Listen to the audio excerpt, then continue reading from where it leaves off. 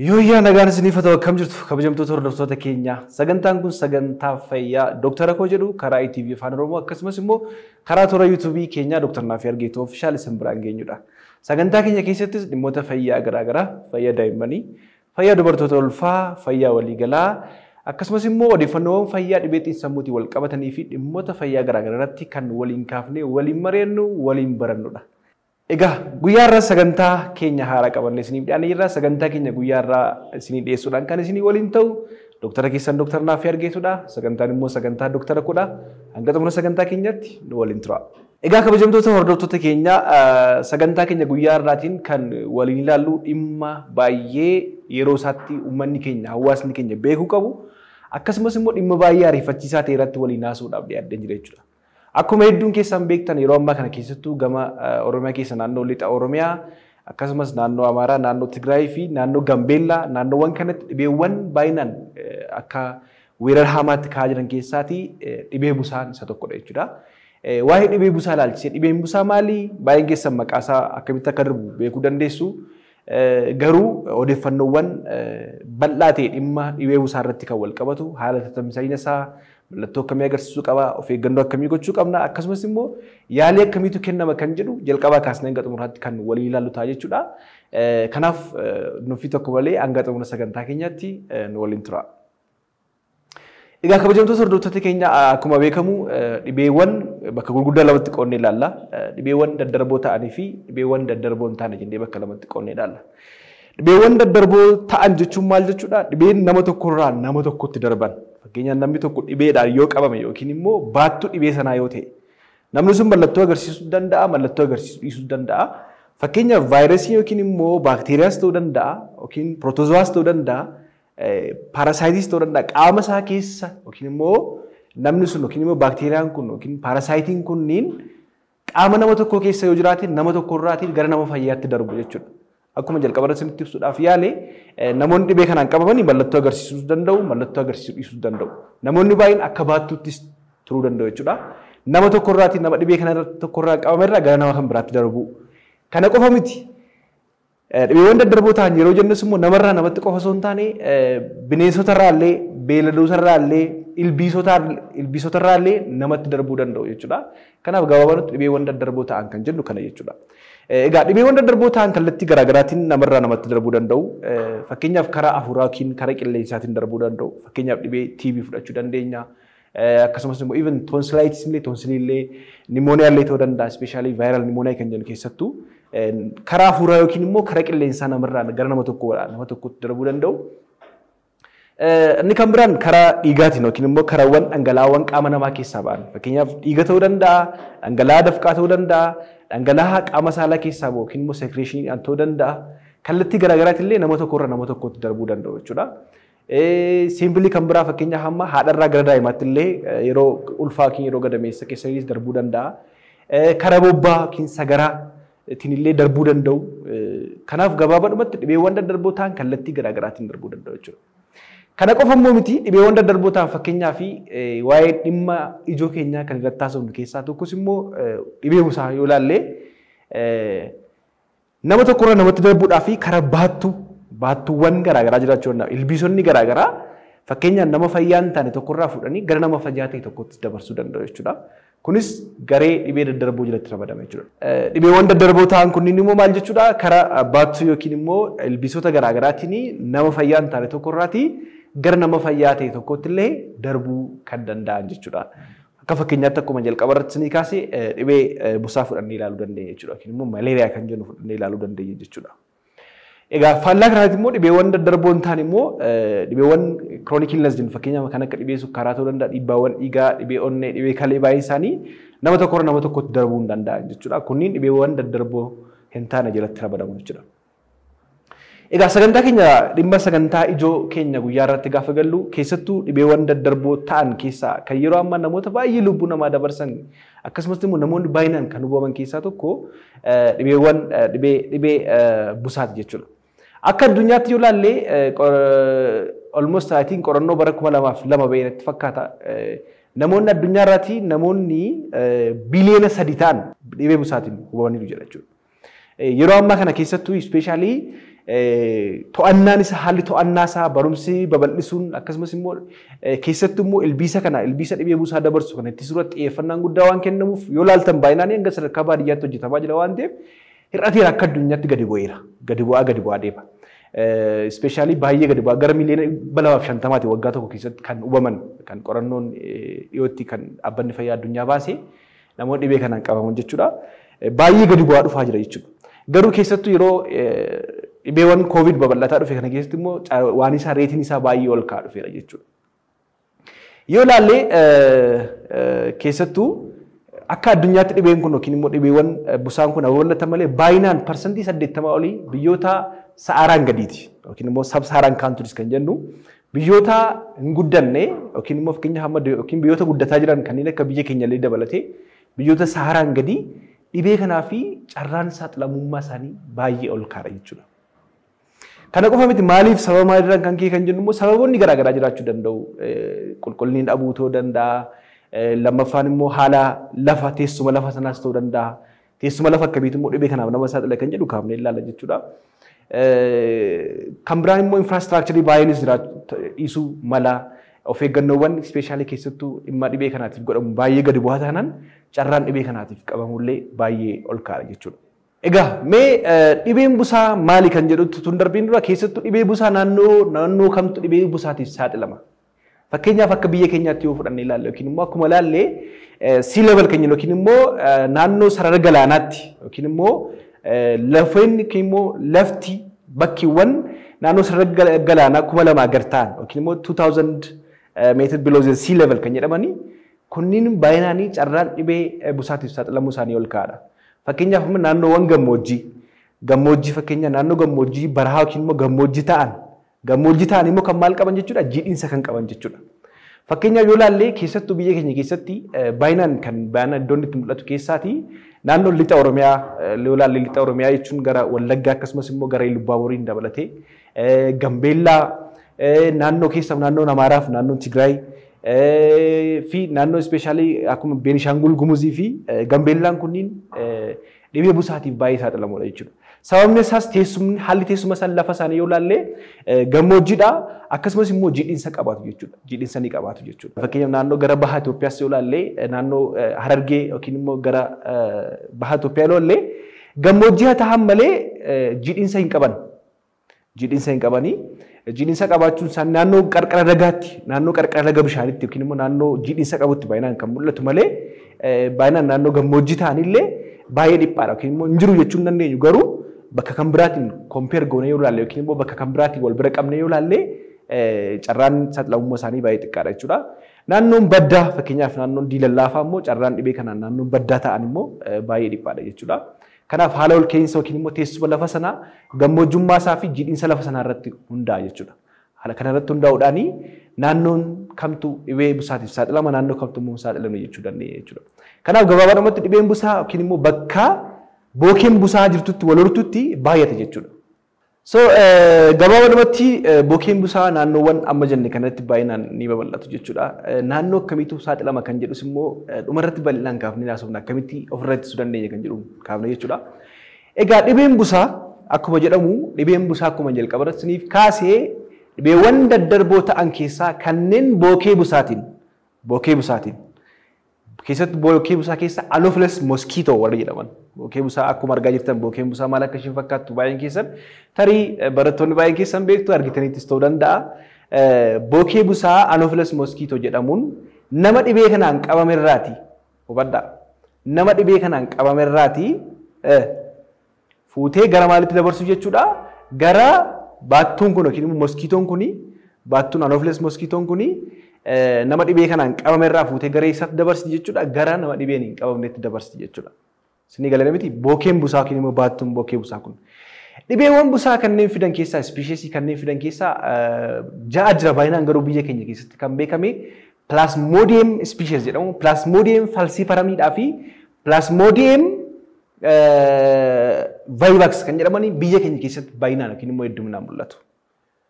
Yookiin immoo busaan yookiin immoo dhibeewwan busaa kanneen fidan kunniin yookiin immoo Plasmodium kan jedhaman kunniin Plasmodium speciesiin kunniin keessattuu Plasmodium falciparamidhaa fi Plasmodium vivaxini biyya keenya keessatti baay'inaan ni mul'ata jechuudha. Warreen kunniin maal ta'u jechuudha bookeen busaa yookiin immoo bookeen busaa kunniin Anopheles mosquito kan jennu kunniin kanneen baatanii yookiin immoo baattuu isaaniin baatanii nama dhibee kanaan qabame keessaa fuufu nama dhibee kanaan qabame irraatii gara nama dhibee kanaan hin qabamneetti dabarsu jechuudha. Haala kamiin dabarsu haala kamiin daddarba kan jedhuu fi gabaabumatti waliin ilaaluudhaa fi akkuma jalqaba sirriitti mee namni dhibee busaatiin qabame tokko fakkeenyaaf namni tokko fakkeenyaaf Mr. X jennu yookiin immoo Mr. Xaa jennu dhibee kanaan yoo qabame fakkeenyaaf bookee busaadhaan yoo qabame bookee busaa sun ta'an dhibee busaadhaan yoo qabame maal ta'a? Namni tokko dhibee busaan qabamee jennaan mallattoo agarsiisuu jalqaba mallattoo agarsiisuu dhiisuu danda'a. Isa booda maal ta'a? Nama tokkorraatii gara nama kan biraatti darbaa jechuudha. Haala nama tokkorraa gara nama fayyaa hin taane tokkorraa gara nama fayyaa ta'e tokko darbuu isaa ilaaluun dura namni dhibee busaatiin qabame tokko mallattoo akkamii agarsiisa? Dhibee kanaan qabameera akkamitti akka qabamu sirriitti hima. Dhibee kanaan namni qabame tokko namni dhibee busaa kanaan qabame tokko mallattoo garaa garaa agarsiisuu danda'a. Qaama isaa keessa yommuu seenu jechuudha. Kanaaf haala daddarbinsa dhibee busaa kanaa yoo ilaalle keessattuu bookee busaa irratti bookeen busaa baattu yookiin immoo Anopheles mosquito kan jennu yookiin mosquito kanneen jennu kunniin bakka walitti qabamni bishaan ni jiru bishaan walitti qabamee taa'u. Bakka bishaan walitti qabamee taa'u. Bishaan jechuun boolla keessa ta'uu danda'a. Boolla hin sochoone bishaan hin sochoone bishaan sochoorra miti waa'inaanii kan isaan jiraatanii bishaan hin sochoone fakkeenyaaf boolli wayii qotamee boolla sana keessatti bishaan kuufamee yeroo dheeraaf yoo ture even baay'ee bookeen busaa daddarbuudhaaf caammaa keessallee kophee keessallee taa'uu danda'u jedha. Qodaawwan caccabaa yookiin bishaan baachuu danda'an yeroo dheeraaf baatanii turan akkasumas immoo even kophee keessallee kopheen bishaan baatee yeroo dheeraan ture yoo ta'e bakkeetti yoo gattaniirtu ta'e naannoo keessa ilaaluu qabdu. Kanaaf isinitti mara. Kana keessatti illee bookeen busaa maal ta'uu jalqabu waloruu jalqabu jechuudha. Walormaata bookee busaatiif baay'ee stagnant water yookiin immoo bishaan kuufamaa ta'e kan hin deemne kan hin sochoone kunniin walormaata bookee busaatiif baay'ee barbaachisoodha jechuudha isaan. Barbaachisoodha yeroo jennu bookee busaadhaan malee namaaf miti. Kanaaf bookeewwan busaachi keessatti erga wal loranii booddee maal godhu jechuudha nama dhibee busaa nama dhibee kanaan qabame irraati fakkeenyaaf iddoo garaa gara deemu akkuma beekan nama ciniinu waan ta'eef nama dhibee kanaan qabame irraati fudhanii nama dhibee kanaan hin qabamnetti dabarsu jechuudha. Mee bookeewwan busaan kun maal godhu? Akkamitti dhibee kana dabarsuu danda'u? Haala kamiin dabarsu? Egaa akkuma beekamu bookeen busaan kun baattuu dhibee kanaa yookiin immoo Plasmodium species kan ta'an yookiin immoo baattuu busaa kan ta'an bookeewwan kunniin maal godhu? Yeroo baay'ee galgala yookiin guyyaas ta'uu danda'a nama ciniinu deemanii. Fakkeenyaaf akkuma argaa jirtan kana maal jechuudha bookeewwan busaa dhibee kana baattuu dhibee kanaa taate nama fayyaa dhibee kanaan hin qabamin dhaqxee gogaasarra ciniinti. Daareetti gogaasarra yommuu ciniintutti keessattuu gilaandii yookiin immoo xannachoowwan gorora ishee kana keessa kanneen jiran yookiin immoo busaawwan kunniin maqaa isaa fakkeenya gama fayyaatiin kaasuudhaan yoo dhufne sporozoid kan jedhamanii maal godhu jechuudha gogaa jalatti gadi dhiisu. Akkuma argaa jirtan gogaa jalatti gannaqu. Daqiiqaa tokko hanga sadii booda yookiin daqiiqaa muraasa booda yookiin sa'aatii tokko hanga sadiis ta'uu danda'a yeroo baay'ee yeroo sa'aatii tokko hanga sadii booda maal godhu bookeewwan busaan kunniin nama sana erga ciniintee booda xannachoowwan hancufaa yookiin salivary gland jedhamu.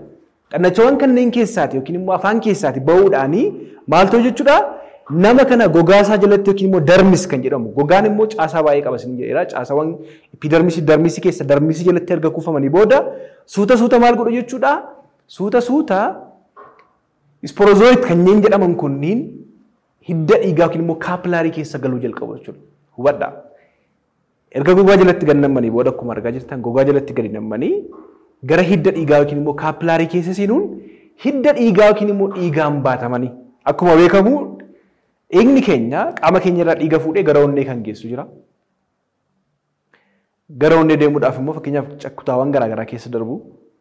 Hidda dhiigaa keessa erga galanii booddee dhiigaan geejibamuudhaan yookiin immoo dhiigaan baatamuudhaan gara eessaa deemu jechuudha. Gara eessaa deemu gara tiruu deemu jechuudha. Akkuma argaa jirtan. Tiruu keenya keessa galanii hepatocyte kan jedhamu seelii hepatocyte jedhamu seeliiwwan tiruu keenya keessaatti waloruudhaanii almost 2,000 hanga 40,000tti waloru.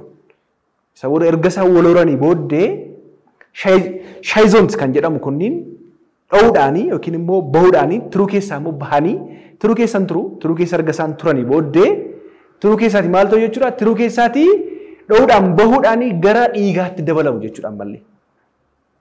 Egaa waan baay'ee qaba baay'inaan kana keessa gallee konfiisin gochuun barbaadu erga tiruu keessaa bahanii dhohanii booddee hidda dhiigaatti ammas deemanii dabalamu. Hidda dhiigaatti dabalamanii gara guddachaa meerozooyit kan jedhamanitti guddachaa deemu akkuma argaa jirtan jechuudha. Tiruu keessaa bahaniiru jalqaba maal godhu hidda dhiigaa jala galu dhiigaan baatamanii gara tiruu deemu tiruu keessatti erga ololanii booddee tiruu keessatti erga bilchaachaa deemanii booda hin dho'u isa booda gara dhiigaatti dabalamu jechuudha. Meerozooyit kanneen jedhamu kanneen dhiiga keessatti gadhiifaman kunniin maal godhu dhiiga keessatti erga gadhiifamanii booddee seelii dhiiga diimaa qaama keenyaa keessatti galuudhaan walhoru achi keessatti bilchaatu. Even seeliiwwan dhiiga diimaa kana caccabsuu danda'u yookiin immoo akka isaan buruqan yookiin akka isaan dhuman gochuu danda'u. Maaliif hemogloobiin kan jedhamu kan caasaa seelii dhiiga diimaa keessatti argamu kan barbaadu waan ta'eef. Isa booda maal godhu jechuudha seelii dhiiga diimaa yookiin immoo erythrocytes kan jennu kana keessa galuudhaan bilchaachaa deemu jechuudha. Hubadhaa. Seelii dhiiga diimaa keessa seeliin dhiiga diimaa maal akka ta'e beektu. Seelii dhiiga diimaa jechuun seeliiwwan qaama keenya dhiiga keenya keessa jiran keessaatii kan hemogloobiin of jedhamu of keessaa qabu oksijiinii geejibuudhaaf kan oolu hubadhaa. Seeliin dhiiga diimaa oksijiinii qaama keenyaaf barbaachisu anniisaa qaama keenyaatiif barbaachisu fakkeenyaaf oksijiinii jechuun gara qilleensa keenyaa fudhannaa seeliiwwan kun gara sombaa deemuudhaan hemogloobiiniin kun oksijineetir ta'a jechuudha. Oksijiiniidhaan geejibamee oksijiinii sana fe'ee seeliiwwan qaama keenyaatiif seelii kalee ta'uu danda'a seelii tiruu ta'uu danda'a kutaa qaama keenya garaagaraatiif barbaachisanitti geejiba jechuudha. Kanaaf namni tokko oksijiinii gahaa arganna yoo ta'e seeliin tokko oksijiinii gahaa arganna yoo ta'e maal akka ta'uu danda'u tilmaamuun nama rakkisu jechuudha. Isa booda maal godhu seelii dhiiga diimaa kana caccabsuu distraakt godhu hemolytic anemia kan jedhu fiduu danda'u waan ta'eef kan biraan immoo maal gochuu danda'u jechuudha. Even ergachi keessaa bahanii booddee immoo gaheessa ta'anii gaametosaayits kan jedhaman fakkeenyaaf feetii baay'ee qabu. Feetii garaagaraa qabaachuu danda'u. Fakkeenyaaf amma warri kaan seelii dhiiga diimaa sana kan caccabsan jiru kan biraan immoo gaametosaayits kan jedhamu gaheessa ta'anii ispeeshiisiin kun immoo busaawwan kunniin maal ta'u jechuudha kun immoo pirootozoowwan kunniin gaheessa ta'anii gaametosaayits jedhamanii dhiiga keessa faca'u. Yeroo kana maal ta'a jechuudha. Bookeen bisaa immoo dhuftee nama kan biraan nama saffaalame dhibee kanaan qabame gaametosaayits kan jedhamu kan immoo akkuma argaa jirtanii kan dhiiga keessaa kan immoo seelii dhiiga diimaa keessa argaman yookiin immoo erga gaheessa ta'anii booda gara dhee nama sanarraati ammas dhiiga fuutee maal gooti jechuudha. Isa booda maal ta'a? Gaametosaayit kan jedhu yookiin immoo busaawwan gaheessu ta'an kun dhalaaf dhiira ta'an kun dhiiraaf dhalaadha. Dhiiraaf dhalaan ammas immoo erga walhoruu jalqabu jechuudha. Walhoruu isaanis akkuma namni walhoraa baay'eedha jedhamu isaanis walhoranii baay'eetu waan ta'eef ammas deebi'anii immoo maal ta'u jechuudha. Bookee busaa kana keessatti immoo walhoranii ammas immoo carraan lammaffaa itti fufaa jechuudha. Isteeppiis akkuma argaa jirtan jechuudha. Carraan lammaffaa itti fufee ammas deebi'ee nama kan biraa waan godhaa jechuudha. Nama kan biraa deemtee hedditee jechuudha. Wantichi baay'ee namni tokko duwwaan qabamina nama baay'ee biraan ga'uu dandeessi jechuudha. Isinii galee miti? Kanaaf bookeen busaa kuni baattuudha. Baattee nama tokkorraa nama tokkotti akkamitti akka dabarsitu isa booda immoo nama tokkorraa gara nama tokkotti immoo darbu immoo haala kamiin akka dabarsitu salphaatti isinii galee jechuudha.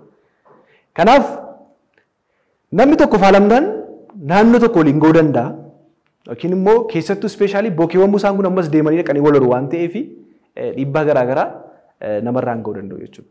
Kanaaf bifa kanaatiin bookeen busaa Anopheles mosquito kanneen jedhu kunniin busaa bifa kanaan dabarsanii dhibee busaa nama qabsiisuu danda'u jechuudha. Baay'ee dhibeen busaa lubbuu namoota baay'ee ajjeesa. Baay'ee namoonni baay'een dhageessanitti ta'a. Busaan mataa seenee ajjeesee dhuguma dubaratti kaafne ilaalla. Dhuguma busaan mataa nama seenti. Akkamitti mataa nama seenti? Busaan mataa nama seenti ajjeefti kan jedhan jiru namoonni baay'een jechuudha. Kan maal akkasii ilaalla walii wajjin rakkoon hin jiru. Mee namni tokko dhibee busaatiin erga qabamee booda yookiin immoo namni tokko dhibee busaatiin yommuu qabamu mallattoo akkamii agarsiisuu danda'a? Namni tokko dhibee busaatiin qabamee jennaan yookiin immoo akkuma isin jedhe kuni busaan kunniin qaama namaa keessa yommuu seenan karaa kanaatiin karaa maaliitiin jechuudha karaa bookee kanaatiin bookee busaa baattuu busaa taate kanaan qaama namaa keessa yommuu seenanii dhiibbaa akkamii geessisuu danda'a? Mallattoo garaagaraa agarsiisuu danda'a. Baay'een keessan beektu. Busaan nama qabee jedhu yookiin akka nama dhibee busaan qabee taataa jedhu. Fakkeenyaaf hamma mataa dhukkubbii hamaa ta'uu danda'a. Mataa dhukkubbii hamaa ho'ina qaama olaanaa kan keessattuu sa'aatii 36 hanga 72 namarraa deemu. Fakkeenyaaf namni qaamni nama hollachuu ta'uu danda'a, nama hollachiisu. Yeroo baay'ee hawaasni keenya beekan nama hollachiisa sanaan bakka busaas qabeedhaaf. Kun busaadha jedhu namoonni. Garuu dhibee kana duwwaa tokko immoo mataa dhukkubbiidhaaf nama hollachiisu dhibee busaa qofa fida miti. Dhibeewwan kan biraas fiduu danda'u. Garuu baay'inaan dhibeen busaa mataa dhukkubbii, ho'ina qaamaa olaanaa garmalee, nama dadhabsiisuu, nama dafqisiisuu ta'uu danda'a.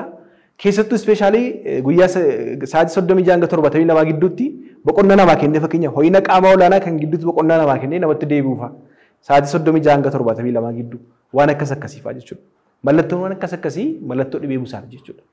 Namni tokko dhibee busaatiin mataa dhukkubbii isaa beeku namni baay'een keessan qabamtanitti ta'uu danda'a argitaniittu. Busaa yommuu nama qabu mataa nama cabsedhu mataa nama dhukkuba yookiin cabsaa mataa qabaa, ho'ina qaamaa olaanaa yookiin tukkusaatii kan jennu qabaa, qaamni maashaan nama dhukkubu maashaa keessattuu dhukkubbii maashaa yookiin maaljaa kan jennu. Dhukkubbii maashaa jechuun maal jechuudha? Masli yookiin immoo maashaawwan nama dhukkubu dhukkubbiin namatti dhaga'amu jechuudha.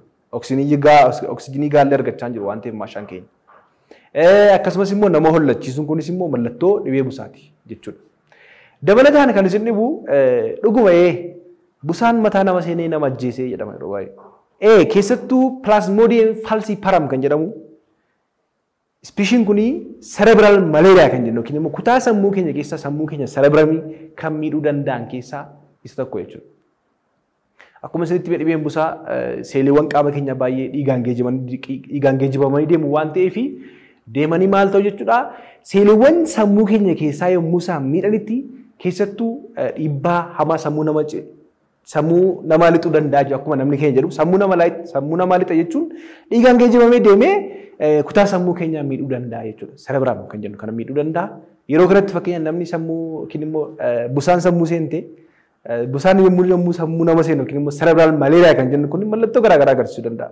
Fakkeenyaaf waan garaagaraaf haasa'u calluma wanta nama lafallafsiisaa jedhu inni dubbachiisa nama baay'ee dubbachiisa nama of wallaalchisuu danda'a. Even qaamni namaallee akka inni hollatu convulsion kan jennu yookiin immoo akka nama dhibee gaggabdoo mallattoo akka dhibee gaggabdoollee namni tokko qabaachuu danda'a. Of wallaaluu danda'a. Nama of wallaalchisuu danda'a. Namni tokko akka of wallaalu gochuu danda'a. Dubbachuu akka hin dandeenye maal gochuu akka hin dandeenye kun lubbuu namaallee dabarsuu danda'a. Baay'ee hamaadha. Yaalamuudha yoo baate baay'ee hamaa waan ta'eef amma sadarkaa kana gahuutti eeguun barbaachisaa miti jechuudha.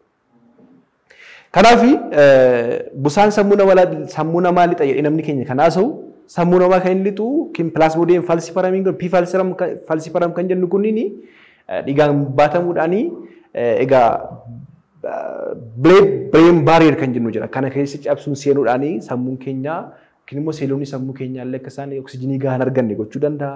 Akka isaan miidhaman gochuu danda'a jechuudha.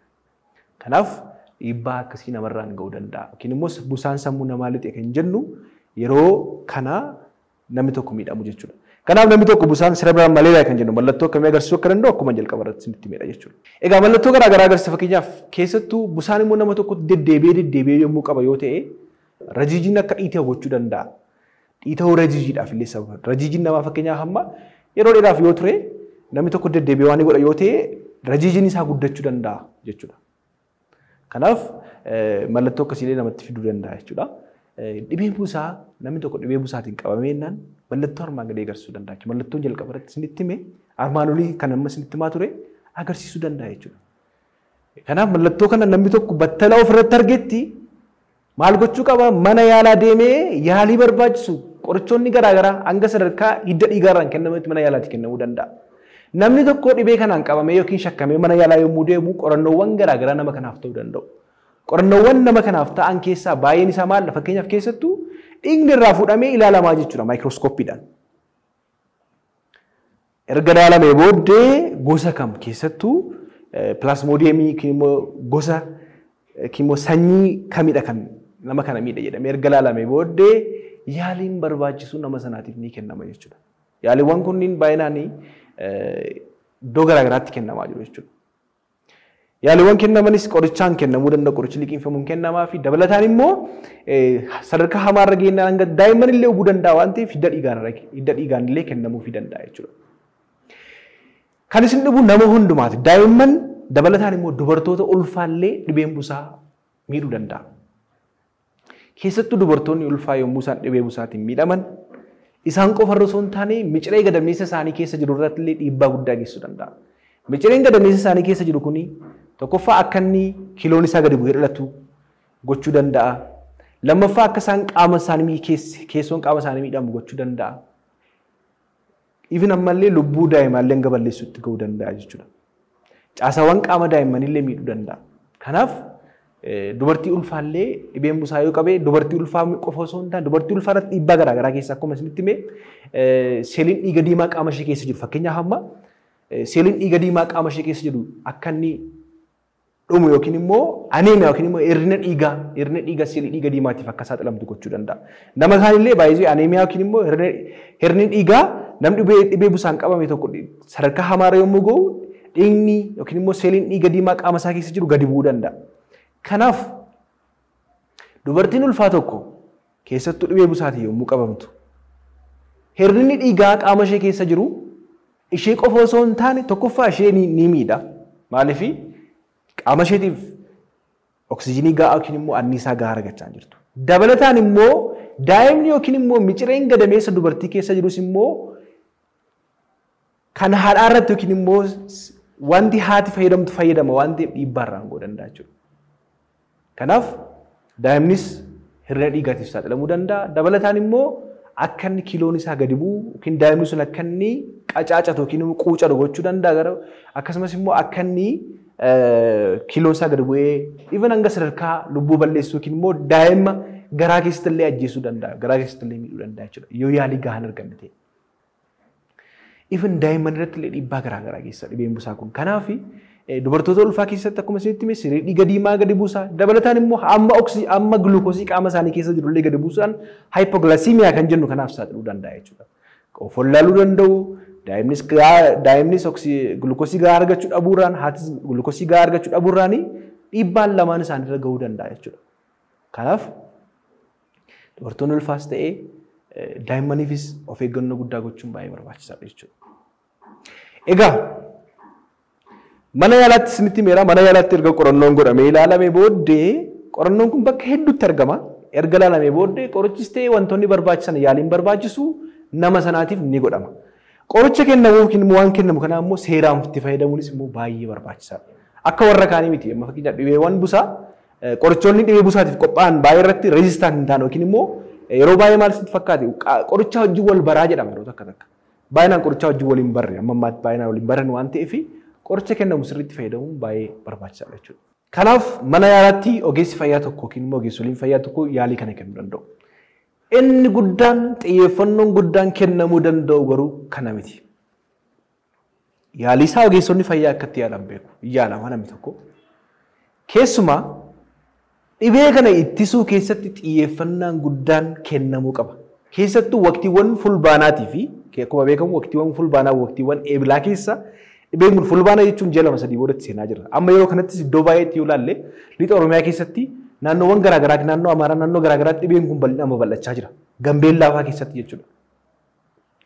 Yeroo kanatti keessumattuu hawaasni keenya of eeggannoo cimaa gochuu qaba. Of eeggannaan hawaasni keenya akka salphaatti ilaala yeroo baay'ee. Waa'ee busaa ammoo busaan haaraa miti waan ta'eef namni hundumtuu dhibee busaa beeka. Amma waa'ee dhibee busaa barsiisuu dhufna jennee yommuu dubbannu namni keenya baay'een tariitii waanuma beeknu nu barsiisaa jechuu dandeessu. Amma sirra deddeebiisanitti yeroo baay'ee wanti nuti beekna jennee yaadnu miidhaa daraan hamaa hawaasa keenyarraan nurraan illee maatii keenyarraan illee geessisuu danda'a jechuudha. Kanaaf miidhaa gurguddaa hawaasa keenyarraan biyyarraanis ta'uu danda'a maatii keenyarraan geessisu nurraan illee geessisu hambisuudhaa fi of eeggannoo immoo ofirraa dhorkuu irratti xiyyeeffannaa gochuun baay'ee barbaachisaadha. Keessattuu yeroo kanatti naannoo keessan bishaan kuufamni yoo jiraate boollis qotamee jira. Fakkeenyaaf amma boolla garaagaraa ta'uu danda'u. Biqilaa dhaabuudhaaf boolla qoffortanii boolla qottanii dhiisuu dandeessu. Naannoo keessa bishaan baasuudhaaf boolla qottanii dhiisuu dandeessu. Akkasumas immoo utuma beekaniin bakka garaagaraatti boolli xiqqaa wayii bishaan keessa kuufame jiraachuu danda'a. Kophee illee ta'uu danda'a. Kophee itti fayyadamtanii gattan naannoo keessan qabee ta'uu danda'a. Meeshaawwan mana keessatti fayyadamtan caccabee kan jiru ta'uu danda'a. Wantoonni kunniin wanti bishaan kuufatee jiru kan hin sochoone yoo jiraate naannoo keessanii ammuma kaati balleessa. Naannoo keessan barbaada. Kophee illee ta'uu danda'a. Naannoo keessan fakkeenyaaf naannoo mana keessanii ta'uu danda'a. Xiqqoo mana keessan naannoo iddoo itti waa fakkeenya namoonni baay'een naannoo isaaniitti kan qotatan jiraachuu danda'u. Qonnaa garaagaraa bunas ta'uu danda'a boqqolloos ta'uu danda'a waan garaagaraa jechuudha. Naannoo kanattis wanti bishaan kuufatee xiqqoollee ta'u baay'ee dirqama boolla qotame boolla guddaa wayii ta'uu qabu. Wanta xiqqaallee ta'u qabee keessas jiraachuu danda'a. Kophee keessas jiraachuu danda'a. Qodaawwan caccabaa mana keessatti fayyadamaa turtan keessas jiraachuu danda'a. Boolla biqiltuu dhaabuuf jettanii kan keessanis ta'uu danda'a. Bunas ta'uu danda'a biqiltuu kan biraa naannoo keessan maangoos biqilaa garaagaraa dhaabuudhaaf baarzaafis ta'uu danda'a. Kana dhaabbachuudhaaf kan keessan ta'uu danda'a. Wantoonni kunniin yoo jiraatan keessattuu waqtiiwwan kanneen keessa maal gochuu qabdu? Balleessuu qabdu jechuudha. Maaliif wal hormaata bookee busaatii fi haala mijeessaaf jirtu jechuudha. Wal hormaata haala bookee busaatii yommuu haalli mijatutti immoo salphaatti namni tokko dhibee busaatiif saaxilamuu danda'a jechuudha. Kana qofa miti. Egaa kallattii garaagaraatiin bookeen busaa dhufuu dandeessi mana keessa. Mana keessa dhufanii keessattuu galgala nama miidhuu danda'u. Yeroo isin raftanitti isin hin beektanii baay'inaan ijaara arguu dhiisuu dandeessu. Dhufanii yommuu isin ciniinatti isinitti dabarsuu danda'u. Kanaaf tarii yeroo ammaa kana faashinii isaa darbeera mana keessa fokkisiisa jettanii yaaduu dandeessu. Keessumaa agobariin jira fakkeenyaaf agobar jechuun bookeen busaan kun akka inni keessa hin seenne kan dhorku jira. Keemikaalli itti dibamee jiraata. Akkasumas immoo akka inni keessa hin seenne gochuu danda'a. Agobariiwwan kanneen fayyadamuun baay'ee barbaachisaadha. Keessattuu naannoo yeroo ammaa kana bakka baay'inaan itti mul'achaa jiru kanatti lixa Oromiyaa keessatti baay'inaan mul'achaa jira waan ta'eef. Agobarii namni hundumtuu yoo naannoo keessa hin jiru ta'ellee namni bakka biraa akkasiniif ergu gochuu. Sirriitti akka bookeen busaa seenuu hin dandeenyetti. Yookiin immoo yeroo raftan immoo uffata sirriitti harka keessanii fi fuula keessanitti haguuggattanii rafu. Uffata yoo uffattanii raftu ta'e. Galgala namni tokko yommuu rafu uffata ofirraa baasuu danda'a, ofirraa darbachuu danda'a. Kunis immoo baay'ee amansiisaa miti jechuudha. Kanaaf agobarii yookiin immoo kan ofirraa ittisu kanneen illee fayyadamuun baay'ee barbaachisaadha jechuudha. Inni guddaan ittisa irratti xiyyeeffatamee hojjechuudha. Busaan nama qabee jennaan dhuguma isinitti himaa hojii irraatti akka hojiin hojjenne nama gochuu danda'a. Dhukkubbii isaan jira. Even amma sadarkaa lubbuu namaa balleessitu illee ga'uu danda'a. Namni dhibee busaadhaan kan du'u baay'ee jira waan ta'eef. Kanaaf of eeggannoo gochuun baay'ee barbaachisaadha. Of eeggannoowwan kanneen gochuudhaan dhibee busaa ofirraa to'achuu yookiin immoo dhibee busaa ofirraa ittisuun ni danda'ama jechuudha. Dhiibbaawwan garaagaraa geessuu danda'a. Ikonoomii biyyaa irrattis lubbuu namaa dabarsuu danda'a. Akkuma isinitti miciree gadameessaa keessaa miidhuu danda'a. Dubartoota ulfaa miidhuu danda'a. Namni kamiyyuu dhibee kanaaf saaxilamaa namni kamiyyuu jechuudha. Kanaaf dhibee kanarraa baay'ee of eeguun baay'ee barbaachisaadha. Tiruu keenya irratti miidhaa geessuu danda'a. Rajijii irratti miidhaa geessuu danda'a. Sammuu keenya irratti miidhaa geessuu danda'a. Kanaaf of eeggannoo gochuun baay'ee barbaachisaadha jechuudha. Busaan akkamitti akka darbu, akkamitti nama tokkorraa nama kamitti akka darbu, mallattoo akkamii agarsiisuu akka danda'u, of eeggannoo akkamii gochuun akka danda'amu jalqabaa kaasan gadhumaa isinitti miidha jechuudha. Inni kan biraan keessattuu namoonni naannoo fakkeenyaaf hojiidhaafis ta'uu danda'a, daawwannaafis ta'uu danda'a. Bakka tokko bakka naannoon busaa baay'inaan jirutti deemanii profilaaksis wantoonni kennamaniif jiraachuu danda'u, qorichoonni kennamaniif jiraachuu danda'u waan ta'eef ogeessa fayyaa yookiin immoo naannoo ogeessa fayyaa deemtanii mariisitanii fudhachuunis baay'ee gaariidha. Diippilii keessa galee haasa'uun barbaadu garuu naannoowwan suni naannoo busaan jiru immoo hin jiru jettanii qorachuunis baay'ee gaariidha. Fakkeenyaaf hojiidhaaf ta'uu danda'a, torban tokko torban lama achi turtanii deemuu dandeessu, boqonnaafis ta'uu danda'a, bashannanaafis ta'uu danda'a. Naannoo sana qoratanii deemuunis baay'ee gaariidha jechuudha. Keessattuu biyya tokkorraa gara biyya biraatti namoonni deemtan kanarratti xiyyeeffannoo guddaa gochuun baay'ee barbaachisaadha. Egaa kabajamtoota hordoftoota keenyaa waa'ee dhibee busaa ilaalchise. Dhibeen busaa maal akka ta'e, akkamitti namarra akkamitti darbu, of eeggannoo akkamii gochuu akka qabdan, yaalni isaa maal fakkaata kan jedhu jalqabaa kaasan gadhumaatti kan isin barsiisuu barbaade kana fakkaata. Adaraa keessan dhibee busaarraa of eegaa isiniin jechuun barbaada. Sagantaa keenya guyyaarraa asuma irratti golabaa hanga xumura sagantaa keenyatti na waliin turtanii waan hordoftan guddaa galatooma. Sagantaa kana qopheessuun akkuma beekamu kan si waliin ture Dooktara keessan Dooktar Naafii Argeetudha. Galatooma.